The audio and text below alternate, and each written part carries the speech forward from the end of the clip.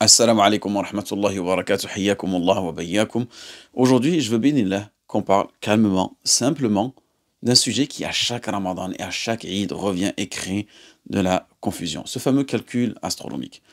Certains, ces dernières années, sont venus dire, mais pourquoi continuer à chercher la Lune à l'œil nu alors qu'aujourd'hui, le calcul scientifique est précis?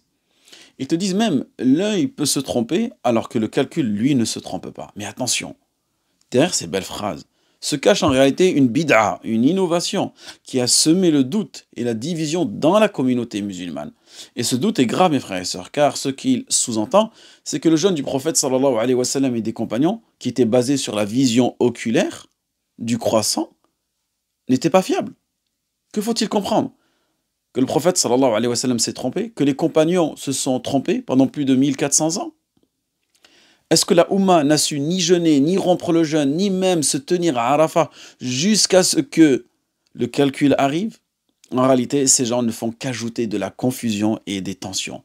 Ils viennent briser ce que le prophète sallallahu alayhi wa sallam nous a laissé de plus simple. Jeûner à sa vision et romper à sa vision. C'est clair, limpide et c'est accessible à tous.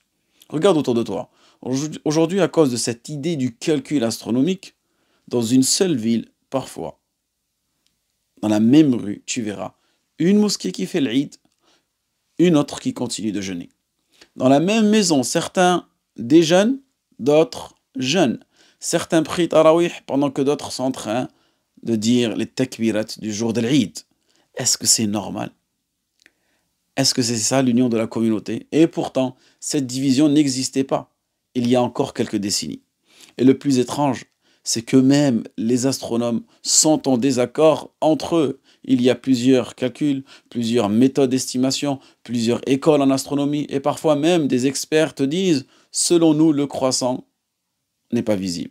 Puis des témoins justes viennent et le voient de leurs propres yeux. Subhanallah. Pourquoi voulez-vous que l'on rejette ces témoins? Pourquoi rendre difficile ce qu'Allah subhanahu wa ta'ala a voulu simple?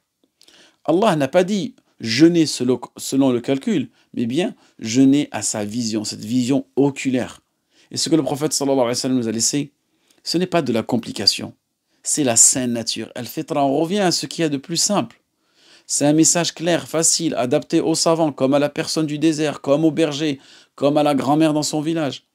Allah n'a pas attaché les obligations de l'islam à des outils d'astronomie que tout le monde ne maîtrise pas.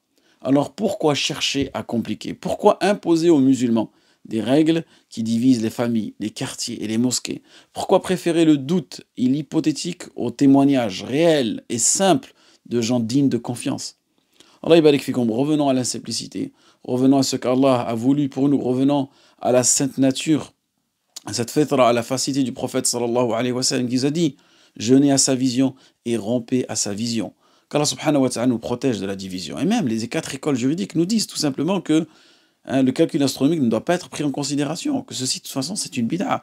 Et toute bid'a, toute innovation, elle ramène à l'égarement. Et c'est pour cette raison qu'aujourd'hui, énormément d'entre nous s'égarent à travers ces calculs astronomiques. On demande à Allah subhanahu wa ta'ala qu'il nous permette de revenir au Coran et à la Sunna, la façon la plus simple, la façon la plus épurée. Et on demande à Allah subhanahu wa ta'ala qu'il réunisse le cœur des musulmans.